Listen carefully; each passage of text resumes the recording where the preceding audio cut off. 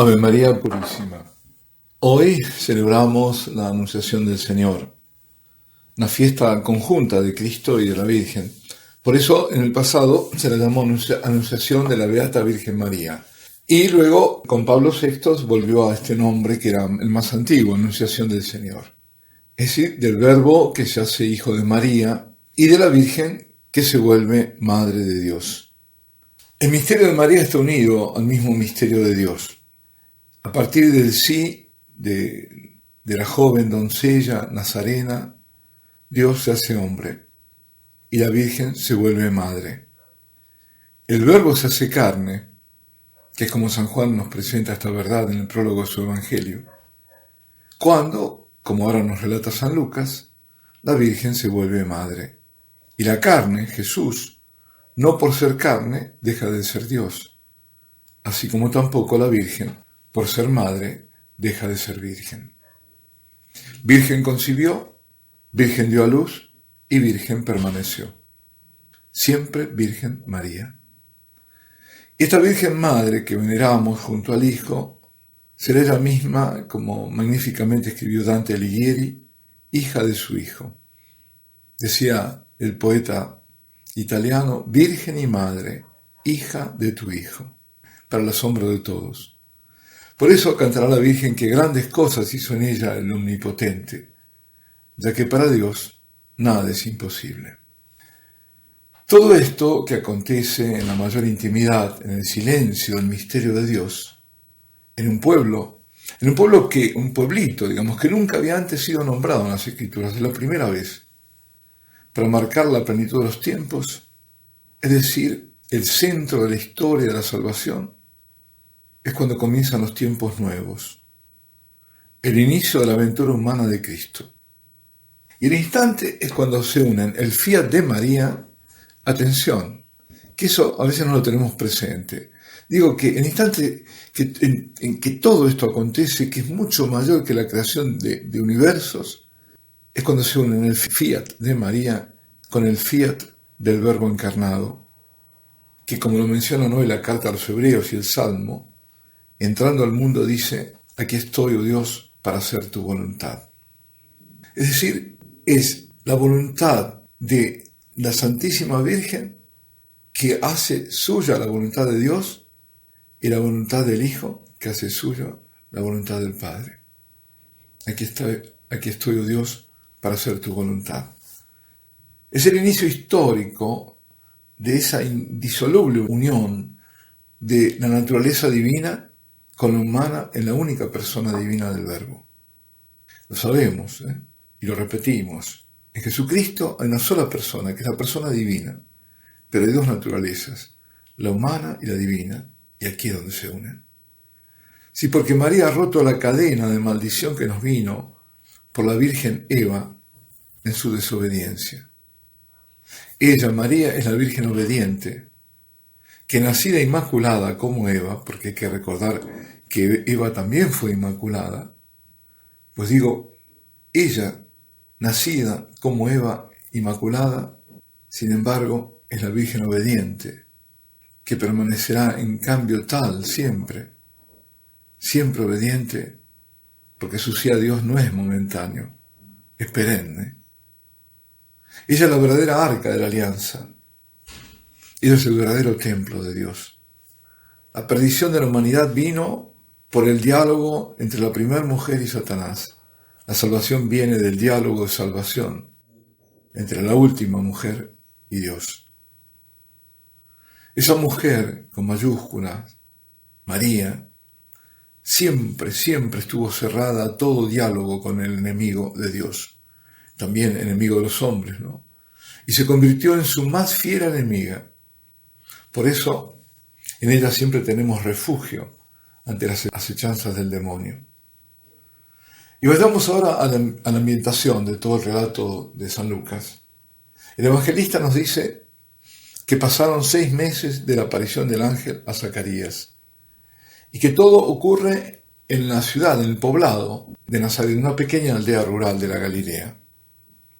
El arcángel pertenece a la tercera jerarquía de la corte celestial y es jefe de ángeles, y es uno de los 3 nombres conocidos en la Biblia. Solo de los arcángeles hay solo 3.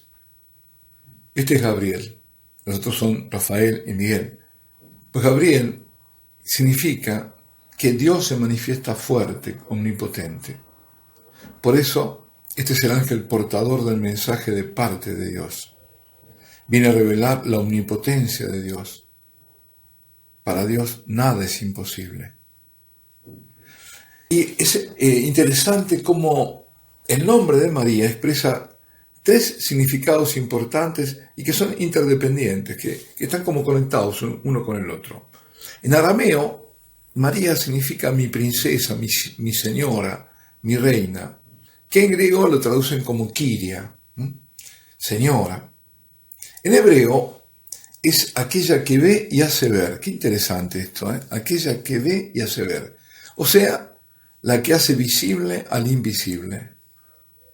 Y en egipcio, en el copto, es aquella que es amada de Dios. Por tanto, el nombre no es algo por azar. Además, el nombre en la Biblia significa la persona misma, ¿no? Y por supuesto que María es un nombre conocido, no es la primera en llamarse María. Sin embargo, en ella tiene un sentido muy profundo, porque expresa el misterio de predestinación, que está asociada indisolublemente al misterio de Cristo. Y esta Virgen, la Santísima Virgen, había sido ya profetizada. Lo tenemos primero en lo que se llama el protoevangelio, que es Génesis 3:15. Ella, ¿no?, en la estirpe de la mujer, aplastará la cabeza a la serpiente. Luego lo tenemos justamente en la primera lectura de hoy, el anuncio del Emanuel en Isaías, cuando dice: la Virgen da a luz un hijo y le pone por nombre Emmanuel, que quiere decir Dios con nosotros. Y la profecía también de Miqueas sobre Belén, cuando dice en forma enigmática: hasta que dé a luz la que tiene que dar a luz. Es decir, evidentemente no cualquier mujer. Y el portentoso signo celestial del Apocalipsis 12, ¿no?, la mujer vestida de sol. Pues bien, la tenemos ahí cuando aquella adolescente, la más santa, la más pura, la más humilde de todas las criaturas, se le presenta a ella el ángel y le dice: alégrate, llena de gracia, el Señor está contigo. La palabra que está usada en el original griego es jaire. Jaire es alégrate, que expresa en realidad un augurio, ¿no?, un deseo, un augurio de alegría, de gozo, como cuando nosotros decimos buen día, aunque lo decimos en automático, ¿no? Estamos deseando al otro un buen día, a quien saludamos. Sin embargo, aquí tiene este jaire, este alégrate, una carga religiosa y espiritual. ¿Por qué? Porque se refiere a una alegría especial, a la alegría mesiánica, a esa alegría que estaba esperando Israel desde siempre, que el Mesías, el Salvador. Es un gozo particular, único. Es el gozo que viene de Dios y de su presencia. Llena de gracia. Llena de gracia, la palabra es charitómene, que viene de charis, que significa fascinación, que significa belleza, gracia.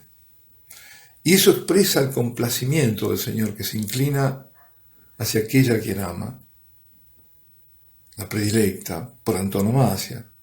Y el saludo podría ser expresado así, ¿no? Alégrate, goza, o toda bella, porque en ti reposa la benevolencia de Dios. O si no, quizás más simplemente, goza, alégrate, amada de Dios. Ese llena de gracia, en realidad es el máximo de gracia que una criatura pueda contener en cuanto a criatura. Llena de gracia. En tan poco, en una frase, tanto. Tanto, porque esa gracia no la ha de dejar jamás, porque ella será siempre la Virgen fiel. Por ese motivo no va a perder esa gracia, como lamentablemente la perdemos nosotros cada vez que nos volvemos infieles al Señor. Y será la gracia que la mantenga erguida al pie de la cruz. Yo no sé a vosotros, pero a mí cómo me molestan esos cuadros que la hacen desmayada y que otros la están sosteniendo ahí en la cruz. No, esa no es la Virgen. Es que en estos magníficos contrastes que Dios nos presenta, podemos imaginarnos, por un lado, la mayor fragilidad y femineidad de la Santísima Virgen, porque ella es la mujer, la máxima delicadeza junto a la fuerza majestuosa que la sostiene por dentro, a todo su poder inmenso, a toda la fortaleza de María. Madre mía, y nunca mejor dicho esto de madre mía y madre nuestra, ¿eh?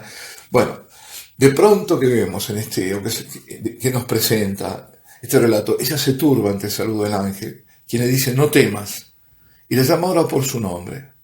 Pero atención, que la causa de la turbación de la Virgen no es por la presencia del ángel, sino por ese extraño saludo.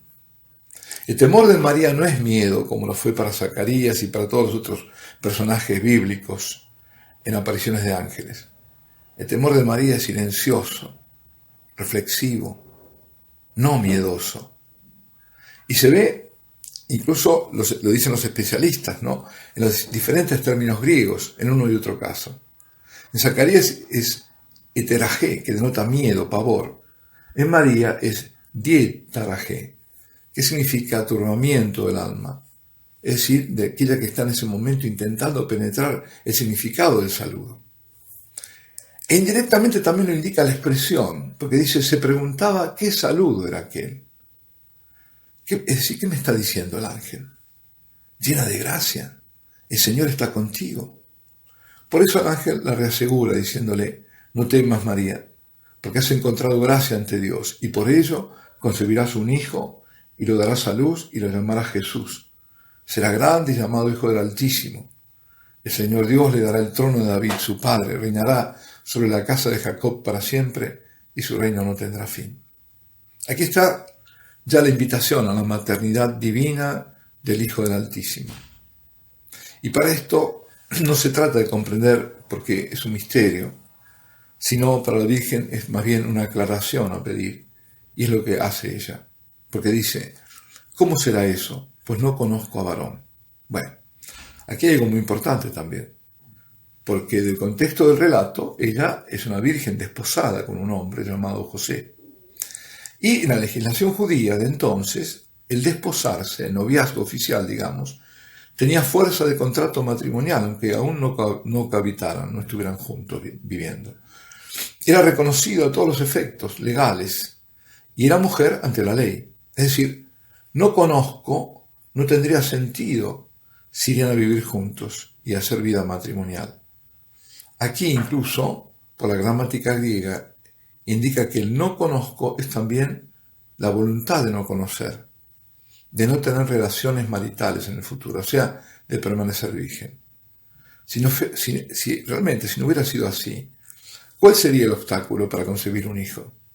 El pedido de aclaración de María contiene veladamente la secreta y firme voluntad que seguramente, por otra parte, el mismo Dios había puesto en su corazón de permanecer virgen para siempre.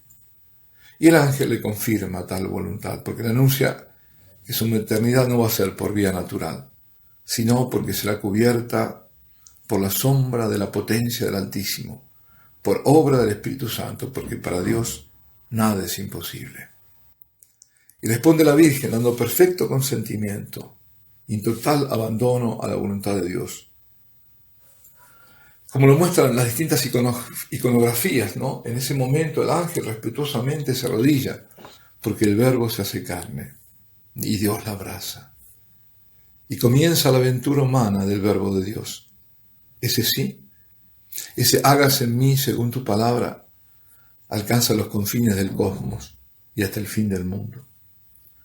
A partir de ese momento se abre de un modo sublime y único el camino de Dios al hombre, y comienza el camino del hombre de retorno a Dios. Porque cumplida la plenitud de los tiempos, aquel que era antes de los siglos, el unigénito Hijo de Dios, por nosotros hombres y por nuestra salvación, se encarna en el seno de María, Virgen, por obra del Espíritu Santo, y se hace hombre. Queridos hermanos, quedémonos con aquellas palabras, para Dios nada es imposible. Y estemos ahora más que nunca bajo el manto de esta Virgen omnipotente en su súplica. Alabado sea Jesucristo y Ave María Purísima.